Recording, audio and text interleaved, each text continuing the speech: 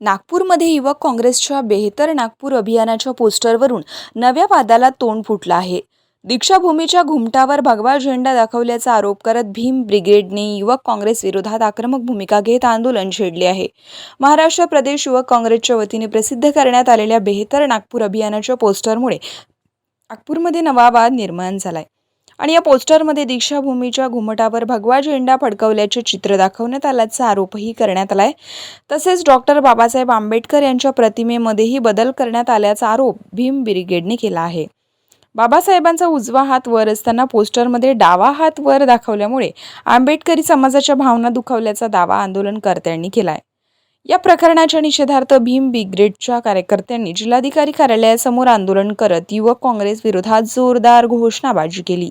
संबंधित पोस्टर तात्काळ हटवावे आणि जबाबदारांवर कारवाई करावी अशी मागणीही यावेळी करण्यात आली.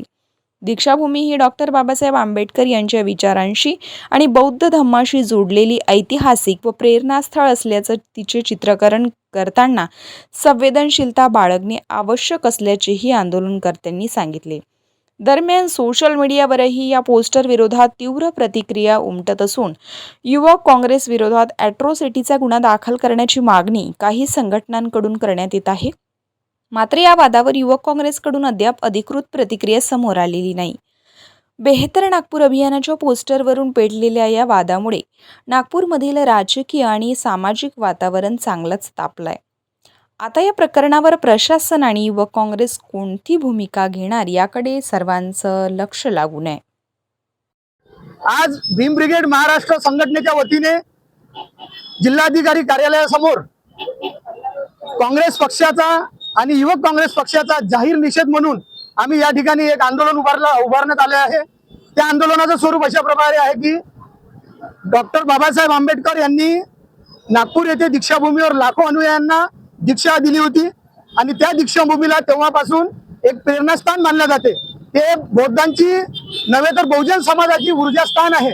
दीक्षाभूमी हे बहुजन समाजाचे नव्हे तर बौद्ध समाजाचेच नव्हे तर बहुजन समाजाची ऊर्जास्थान आहे. प्रत्येक भीमसैनिकाला, प्रत्येक बौद्ध उपासिकांना त्या ठिकाणी ऊर्जा मिळते आणि ते आमचं प्रेरणास्थान आहे.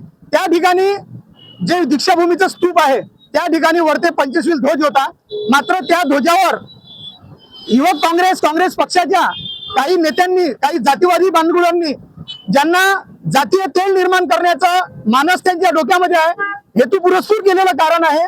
त्याप्रमाणे तुम्ही या पोस्टरमध्ये बघू शकता की हे याच्यावर आपल्या दीक्षाभूमीवर भगवा झेंडा आणि त्याच्यावर सनातनी चिन्ह काढून दिलेलं आहे आणि तो झेंडा त्यावर लावला, 25 ध्वज काढला. त्याच्यानंतर डॉक्टर बाबासाहेब आंबेडकरांचा उजवा हात समोर आहे, पण यांनी त्या छायाचित्रे त्या बॅनरवर डावा हात समोर केला.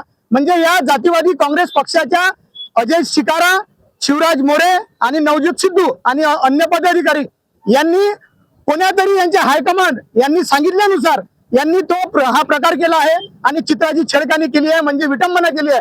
डॉक्टर बाबासाहेब आंबेडकरांचा हात हा प्रत्येक ठिकाणी उजवा हात सांगून डॉक्टर बाबासाहेब आंबेडकरांनी बहुजन समाजाला दिशा दिली.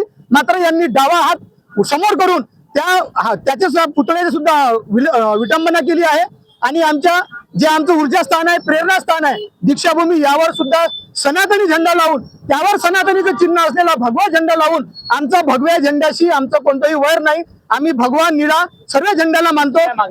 आमची हेच मागणी आहे की युवक काँग्रेसच्या व काँग्रेस पक्षाच्या अजय शिकारा, त्यानंतर शिवराज मोरे आणि नवज्योत सिद्धू यांच्यावर जातीय तेढ निर्माण करण्याचा आणि विटंबना करण्याचा गुन्हा दाखल करण्यात यावा आणि त्यांच्यावर ॲट्रॉसिटी कायद्यानुसार, अनुसूचित जाती जमाती कायद्यानुसार तात्काळ गुन्हे दाखल करण्यात यावे अशी आमची भीम ब्रिगेड महाराष्ट्र संघटनेची मागणी असून या ठिकाणी पूर्ण आंबेडकरी जनतेची ही मागणी आहे आणि याचे प्रतिसाद पूर्ण महाराष्ट्र दिसत आहे. प्रत्येक ठिकाणी आंदोलन होत आहे. नागपूरमध्ये सुद्धा आंदोलन होत आहे. आज अमरावतीमध्ये भीम ब्रिगेडच्या वतीने आंदोलन होत आहे. आता या ठिकाणाहून अमरावती हे मध्य केंद्र असल्यामुळे या ठिकाणी प्रत्येक ठिकाणी भीम ब्रिगेड महाराष्ट्र संघटनेच्या माध्यमातून छेडण्यात येईल.